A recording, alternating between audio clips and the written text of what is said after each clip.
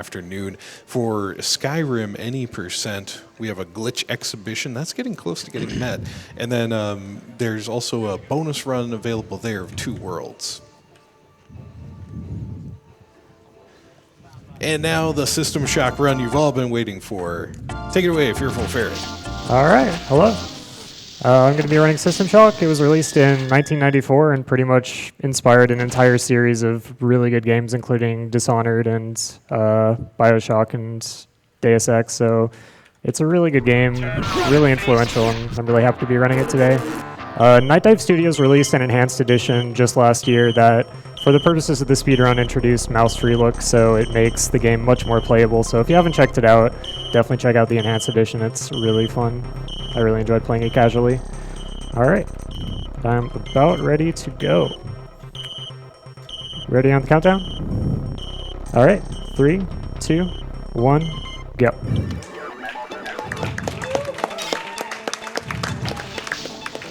So the game has a good old inventory system of double-click on a thing to pick it up and then click on your inventory to actually put it there. So picking stuff up is a little bit tedious, and I'll be doing it quite a bit.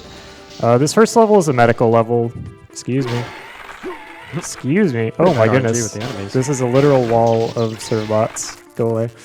Alright, this is the first ever introduction of the code 451, which is famously the security code for the Looking Glass Studios offices. Many other games have that door code somewhere as sort of a tribute to System Shock and the guys that worked at Looking Glass back in the day. I'm going to grab a medical access card to open up some doors later, and then up here I'm going to be doing the door glitch for the first time. It was found just a few months ago, and it cut off like 2/3 of the run. It's such a huge time saver. That one is actually particularly difficult to do because I don't yet have a speed boost. We'll explain it in a bit more detail later when we have time to do so. So I skipped past running around a bit, so we're sort of in the last part of this area. I used a Berserk Combat Booster, which does this to the screen as sort of its side effect, but it also multiplies the damage you deal by like 5 times, so all these guys die in 1 or 2 hits, which is pretty useful. It lasts a somewhat random amount of time, so hopefully it goes away soon. Can use a grenade to get rid of that guy, and then head down here. I also picked up some pistol ammo. I'm not going to be using weapons for too much, so the 4 pistol clips that I picked up will last for pretty much the entire run. Here I'm going to pick up a motion turbo booster system, which gives me a lot of extra forward speed, but reduces like sideward speed and also friction, so I sort of slide it along the ground a lot. It's going to be on during basically the entire run, because it increases your speed by so much. Here there's quite a bit of randomness in where these robots spawn. Unfortunately, I got a kind of bad spawn and they were able to take me out, so I'm going to have to load that save I made. And try to get past him this time. There we go. Yeah, all the robots that spawn in that area spawn in somewhat random locations and facing random directions, so it can be rather difficult to actually get past them. That is the end of the first area. This game also has amazing elevator music. Alright, and now we're on to the research area, which is the second major area of the game. The goal in this area is to fire the laser that Shodan is trying to shoot at Earth, but to do it after you activate the shields, so the laser sort of backfires on itself and destroys the laser. Here I'm going to be activating the respawn system, so now whenever I die on this level, I'll respawn in this location with this amount of health, and otherwise there's no penalty for dying, so I'm going to be using it quite a bit to reset my location and health to speed some stuff up. Gonna grab some grenades, which I'm mostly going to be using to set up death warps later on.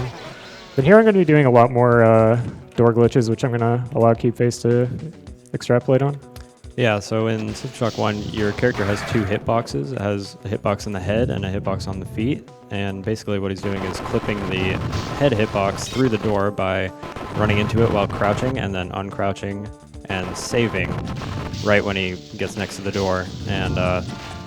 And when the head is clipped through, the feet kind of slip through also.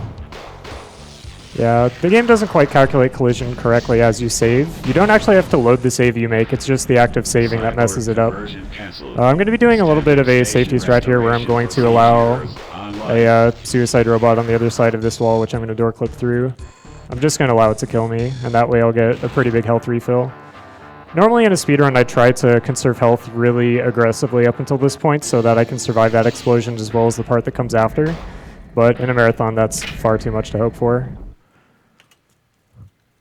Alright, so up here I'm going to be progressing with the mission of putting the isotope in this thing, which activates the radiation shield, and then I need to head to down here to get rid of this laser safety override so I can activate it manually. And that completes the mission in Area 2, after I actually fire the laser. Then I'll do another death warp to respawn back at that area that I activated earlier, and we can head out of here. This was the reactor level. You're normally supposed to return here much later on to activate the self-destruct sequence, but with the door clip we can just skip that entire section. So we're going to door clip through here, and then door clip into the central area. There are a lot of enemies that spawn in the central area as soon as you enter into it, or rather like doors open and surprise you because Shodan was waiting for you the whole time. But because I've activated the respawn area, I can just let them kill me, and that actually makes things a bit faster than they otherwise would be.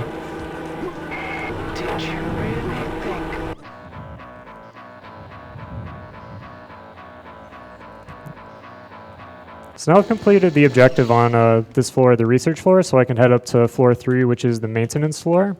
Normally there's a mission thing that you have to do later on after you've made it to floor 6, but because I have the door glitch, I can actually complete that objective while I'm here and not have to wait till later to do that. You can use the CMP grenade to kill a robot around this corner, and then grab the laser rapier, which is a very, very powerful weapon. It kills almost everything in one hit, like even the strongest enemies it kills in 2, all except Diego, who is sort of the boss of the game. It uses energy to kill things, but since I am not going to use it very much, the single fill of energy that I got at the very beginning of the game is going to be enough for that. This area is pretty low on light, so I'm using my gun to actually like illuminate the area around me so I can see. This game was one of the first to implement dynamic lighting, so it's pretty cool. The invisible mutants in this area aren't actually invisible, they're just really short and kind of translucent. So this is the door that's normally not supposed to open until much later. I'm going to use a few medi patches so I don't die as well.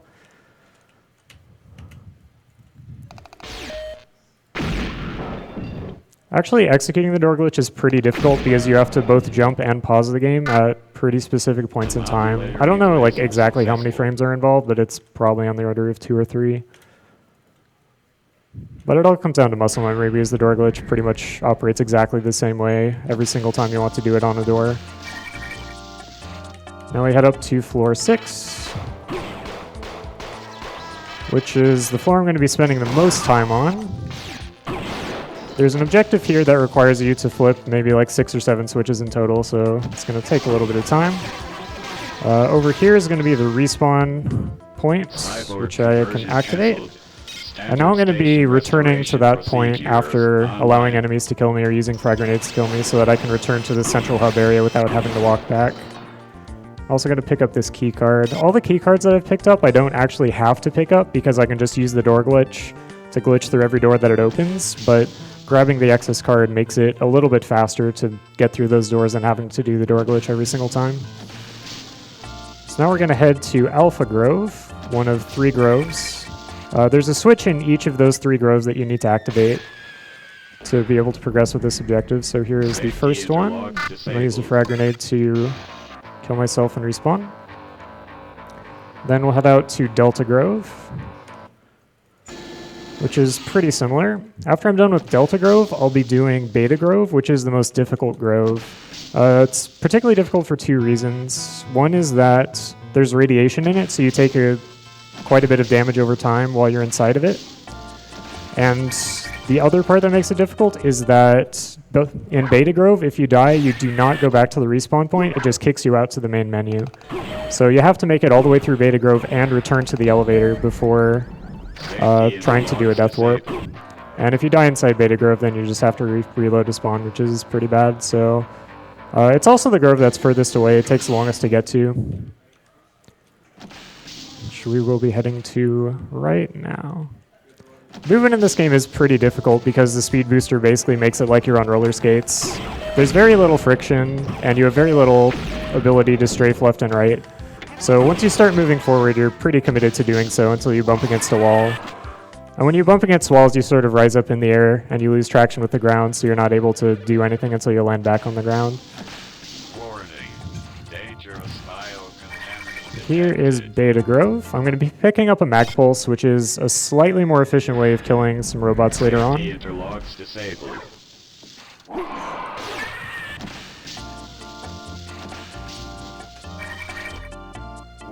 Alright, now that I made it back to the hub, I can go ahead and do the Death Warp. Each area in the game, when it respawns you with a different amount of health based on which floor you're on, and this floor gives you a particularly generous amount of health when you die, which is pretty convenient. Okay, now that I've flipped all of the override switches in the groves themselves, I'm going to head over to where Diego is. This right here is sort of a shortcut they're supposed to take back once you made it all the way through this area, but I'm basically going to go in the back door because I have door glitch to open the hidden door that you're only supposed to open from one side. That was Diego back there. He's very powerful. He kills you in just a couple hits, but he's not very good at fighting around corners, so he's actually pretty easy to take out if you know what you're doing. Now I need to head back to Beta Grove, and just outside Beta Grove, there's going to be a switch I need to flip. I'm going to go ahead and make a safety save because there are a lot of powerful enemies in here. Alright. Barely made that in time. All those enemies spawn in random locations and facing random directions, so it's pretty difficult to make it past them at times. But it's also convenient because you need to death warp out of there, so as soon as you flip the switch, they usually finish you off pretty quickly afterwards. And now we've finally completed all the objectives we need to do on floor 6, so we can head up to floor 7, which is the engineering floor. And I get to skip the entire mission in floor 7 because the mission that you have to do in floor 7 just opens the door on floor 8. And with the door glitch, doors are no obstacle. Use Mag Pulse to take this guy out just for safety. And then door glitch through here. Then door glitch through a slanted wall up here.